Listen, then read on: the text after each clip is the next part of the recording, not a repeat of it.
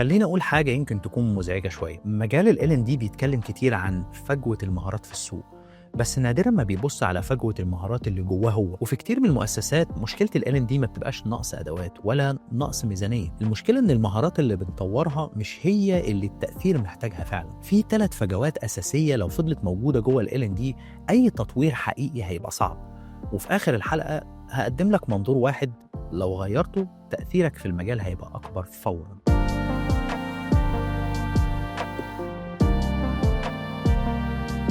خلونا في الأول نواجه المشكلة بصراحة. الفجوة دي مش لأن الناس مش شاطرة ولا لأن ال L&D ضعيف، هي نتيجة إن المجال اتربى سنين على تعريف محدود لدوره، تعريف بيركز على تنفيذ، توصيل، تدريب، أكتر من إنه بيركز على التشخيص والتفكير والتأثير الحقيقي.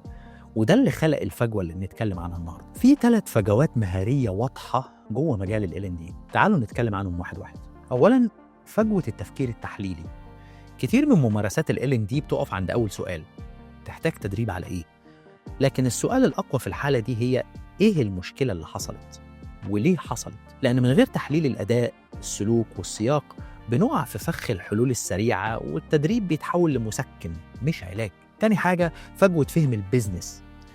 أحياناً ال L&D بيتكلم لغة مختلفة عن باقي المؤسسة، لغة محتوى، مباحثات وتقييمات، إنما البيزنس بيتكلم عن نتائج، وقت، مخاطر وقرارات. لما اللغات ما بتتقابلش تأثير ال L&D بيفضل محدود حتى لو الشغل متقن. الفجوة اللي جاية دي بتخلي كتير من شغل ال L&D بان بس ما يغيرش حاجة، ألا وهي فجوة التأثير الحقيقي. كتير من شغل ال L&D بيبقى شكله قوي، تصميم جميل، تجربة لطيفة وتفاعل عالي، بس السؤال نادرا ما بيتسأل إيه اللي اتغير فعلا. من غير ربط مباشر ما بين التعلم والسلوك والنتائج بيفضل مجهود ال L&D من غير أثر واضح. زي ما قلنا، الفجوة الحقيقية في ال L&D مش فجوة مهارات تقنية، هي فجوة طريقة تفكير، زوايا النظر وتعريف النجاح.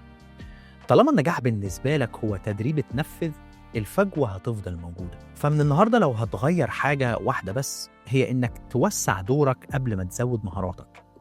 يعني ما تبدأش بالأداة، ما تبدأش بالكورس، ما تبدأش بالمحتوى. ابدأ دايما بالسؤال: إيه اللي المفروض يتغير؟ وإيه اللي ملوش علاقة بالتعلم أصلا؟ أول ما توسع دورك فكريا، المهارات اللي هتحتاجها هتوضح لوحدها. مجال ال L&D مش محتاج ناس تتعلم أكتر، هو محتاج ناس تفكر أعمق. في البروجكت اللي جاي ليك خليك واعي دايما للحظة دي، اللحظة اللي بتتحمس فيها عشان تقدم حل تدريبي بسرعة. اقف ثانية، ولو عملت كده انت بدأت تسد الفجوة الحقيقية. شكرا ليكم واشوفكم الحلقة الجاية.